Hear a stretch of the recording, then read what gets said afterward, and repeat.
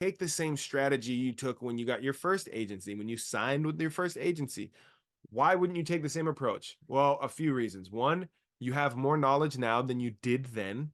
Hopefully, you've retained some things.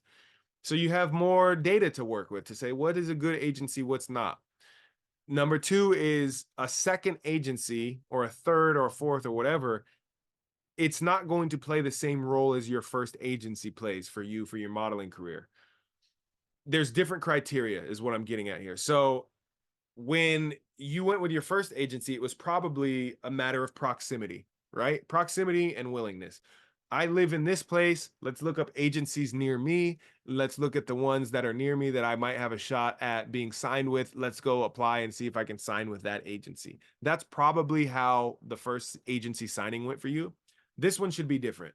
You're more skilled, you have confidence, you have proof of evidence behind you that says, hey, I can do this thing in this industry as an expert.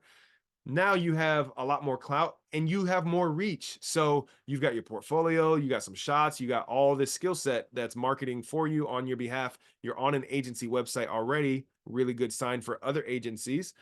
So the criteria is different. You